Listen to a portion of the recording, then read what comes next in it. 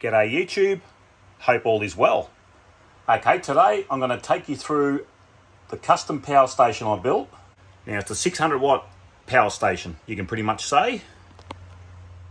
Now for this setup, I used a King's Maxi battery box, King's DC solar charger, a Victron 500 amp shunt. I used a 600 watt G&L pure sine wave inverter, and I used the Gentrax 200 amp hour Life Power 4 battery as the main power source. You can use the King's 120 amp hour battery to fit snugly in this box, and you can generally pick them up for around $349 as a good price. I also used MIDI fuses, holders, MIDI fuses, also not to mention Anderson connectors, just things I had laying around the home.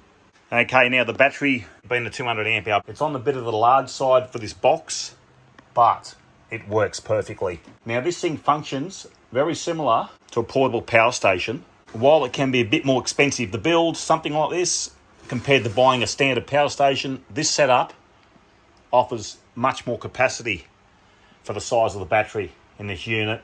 So one of the greatest advantages of this DIY power station, it's modular. So you can simply swap out any component that fails. So that's a major pro, along with the extra power capacity.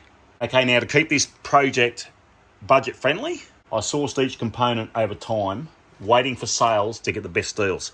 So this thing is completely versatile. Great for home power outages, also if you're going camping, and also you can use this, a second battery in your vehicle. So it's like a light duty dual battery system, which is fully portable. And this thing powers my 600 watt kettle with ease. So there's the inverter. I switched it on, kettle there,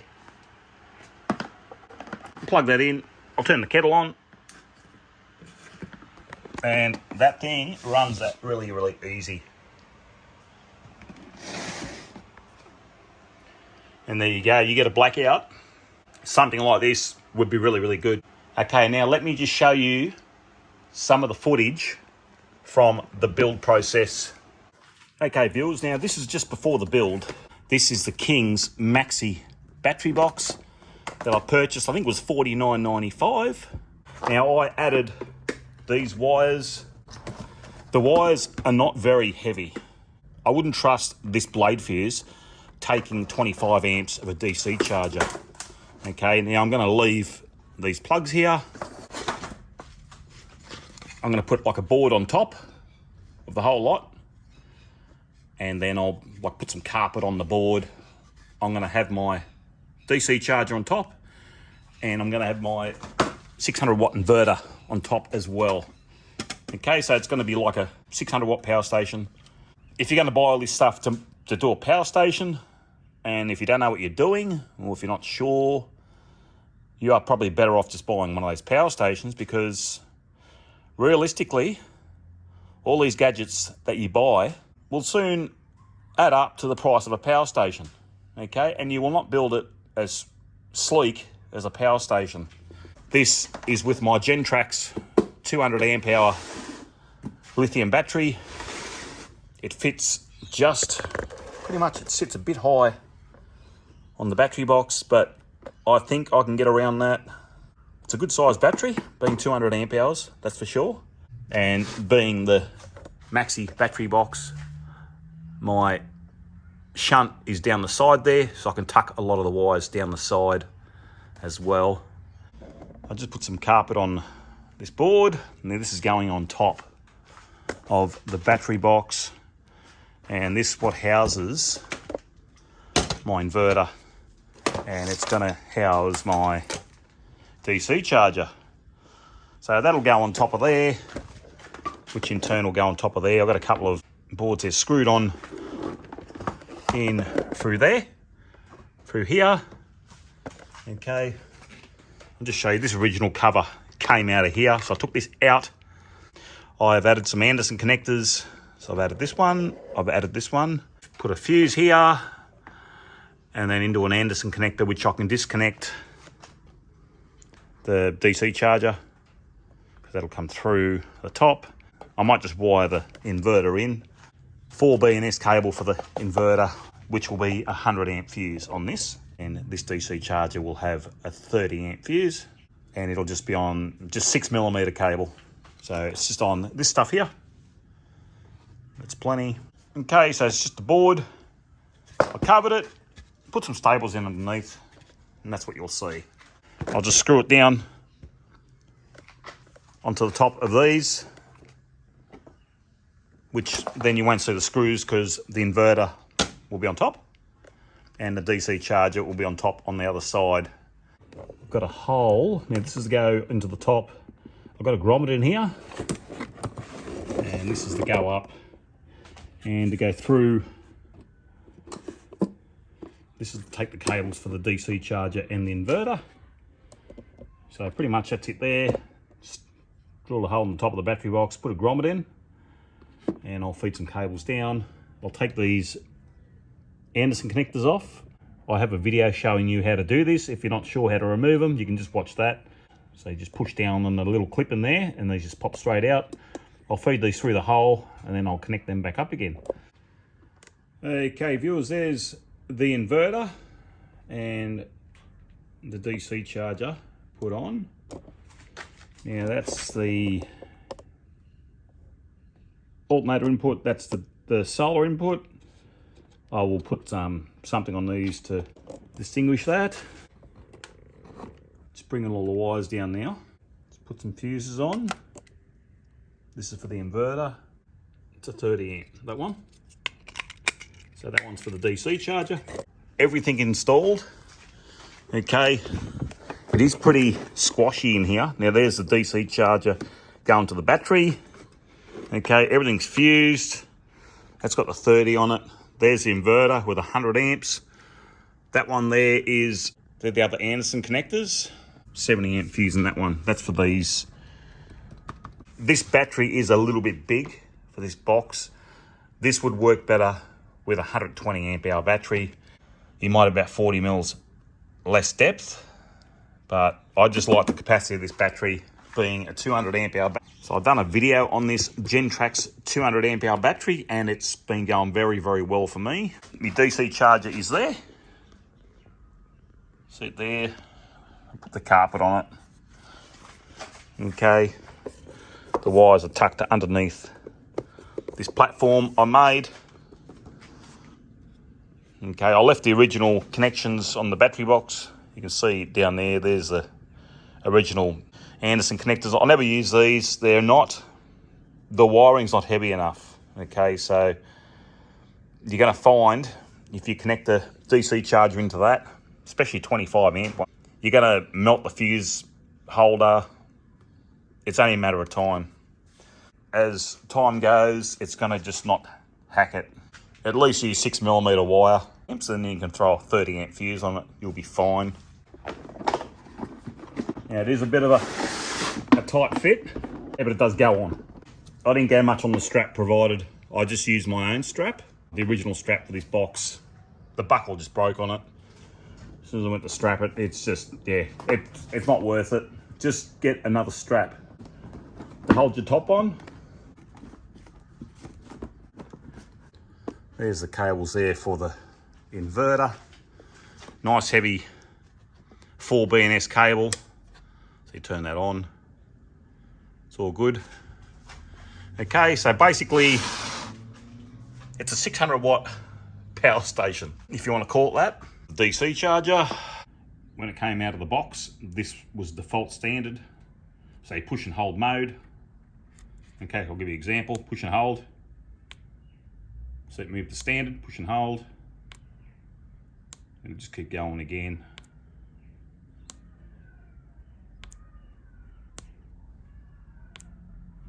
And that's all you need to do, okay? Once you've got that ignition wire hooked up, so the blue wire from the DC charger, okay? If you want to have a positive negative cigarette lighter plug hanging out of this box and then you put it in the back of your car, and some cars have got the cigarette lighters in the back in the boot, you can plug it in the back, and then when you turn the ignition on, it's going to recognize ignition and it'll start charging. You can do it that way as well if you like, but I've just used this here. So when I don't use the box, I just turn it off.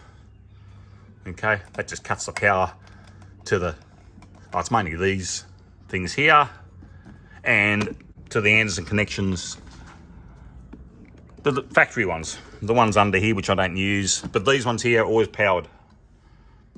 These outlets are powered, and these are not powered when I turn it off. So you can see the lights are off. So I'll turn the switch on now. You'll see the light comes on. You can see there, I'll turn the switch on, I'll turn it off.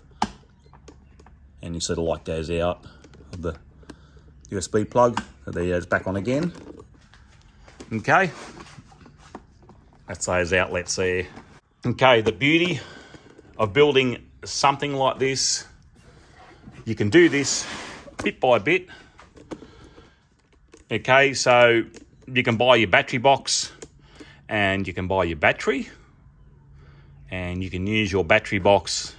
So just connect your positive and negative to the battery and you can just use this as a battery box till such times you can say, okay, I can afford a DC charger. So you can buy one of these. I picked this up for $149. I think these are okay. They're not too bad for what they cost. You know, being solar input, DC input. The board I had from home, I had the carpet at home. I just stapled it on. That's all I did. So this inverter is the 600 watt one. Okay. You can get the 300 watt one if you wish, but the 300 watt model is only about $10 cheaper. So I went the extra 10 bucks. I think it was about $9 or $10.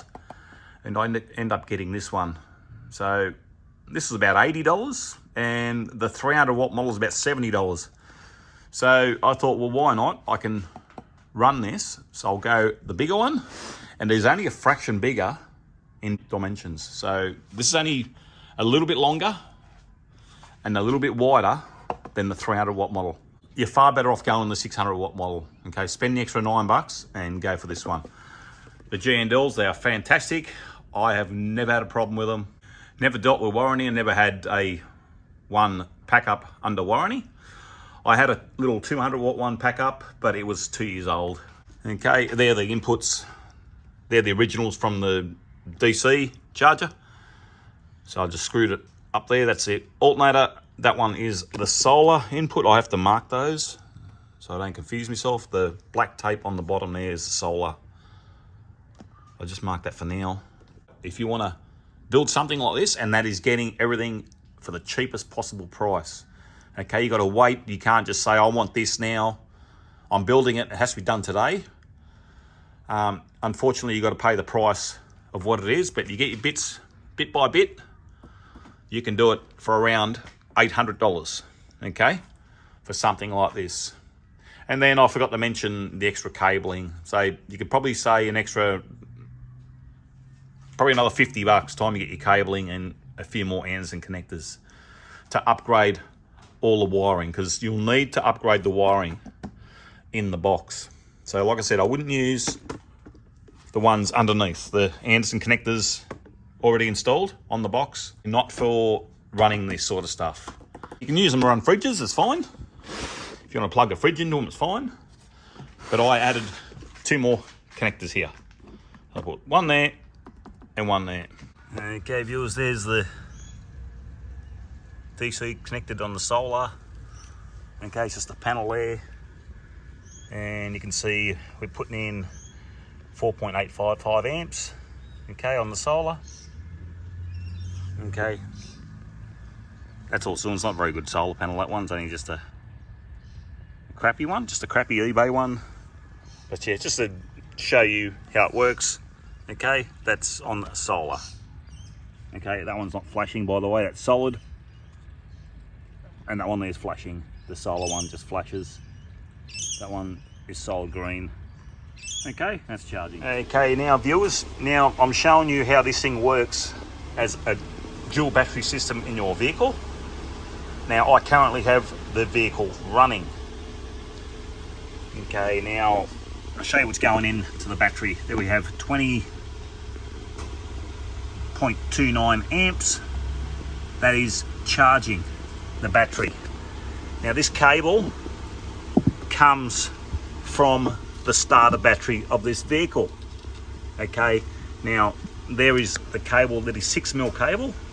So I'll show you the size. This is the size of the cable to the starter battery of this vehicle. Okay, now if you have the 40 amp version of this DC charger, you want to step up to this size, which is 6 BNS, which is about 13 square millimeters, directly from your starter battery because of a voltage drop. This is a patch lead I made just to extend that lead. So this vehicle only has the 6mm twin cable fitted into this. So what happens, okay, now on this box I end up fitting, I'll take this out. Now I end up fitting the 12 volt cigar plug.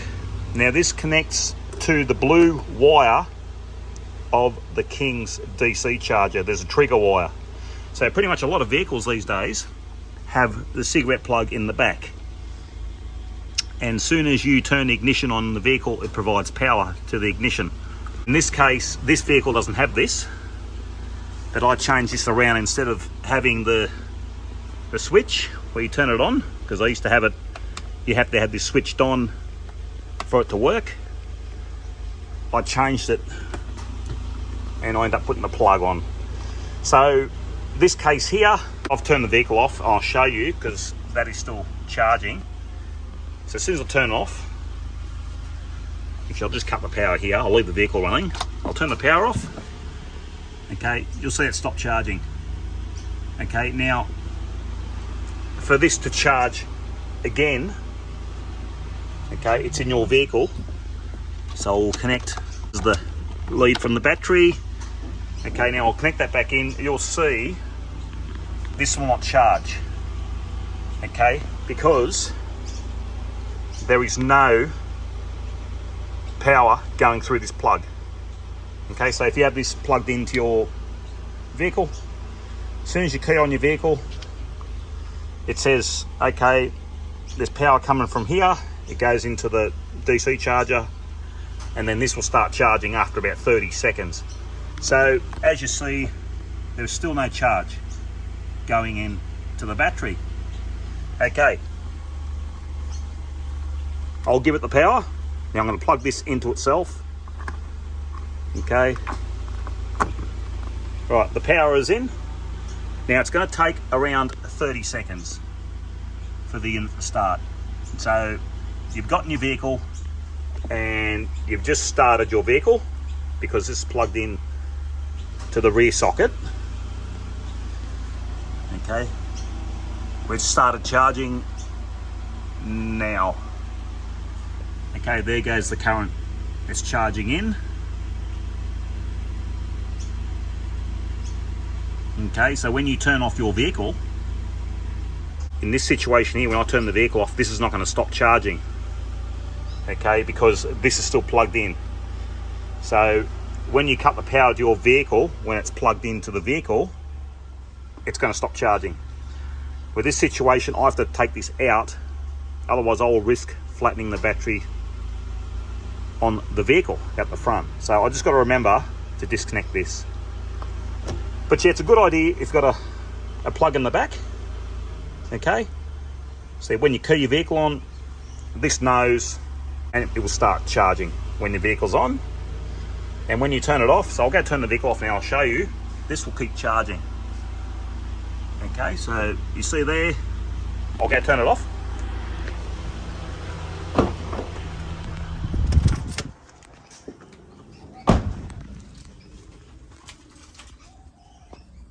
You see that that's still charging.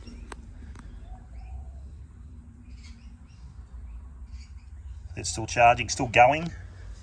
Okay, if I let that go, that's going to keep going until the vehicle battery is flat. So having this situation, you need to, when you shut your vehicle off, you need to pull this out.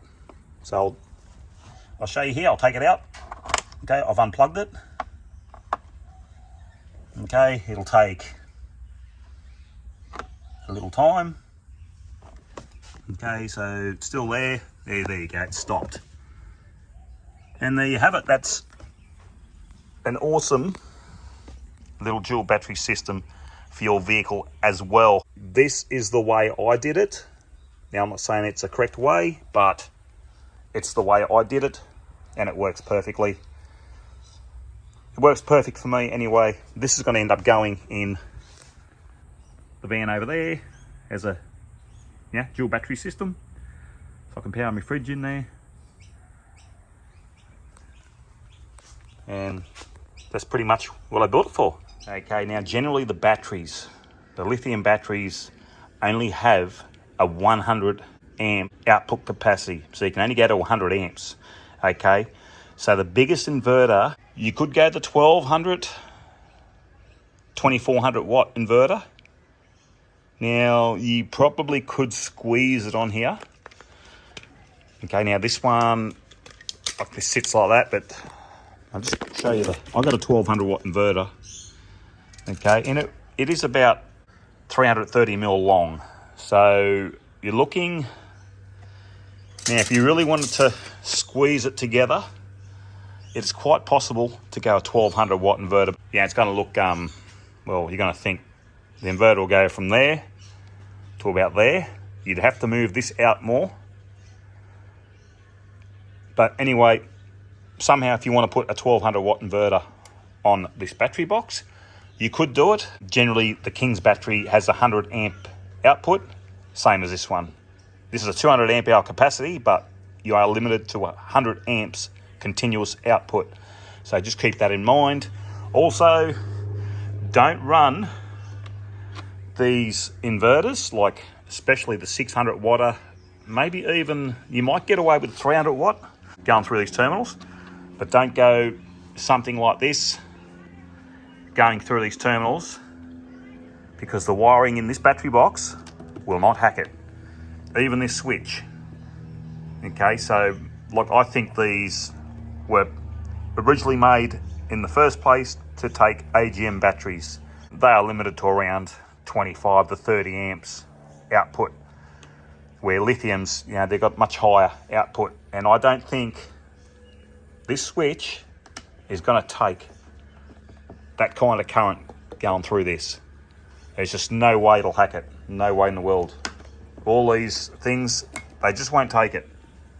So I just thought I'd let you know, as Kings do say you can power 1500 watt inverters.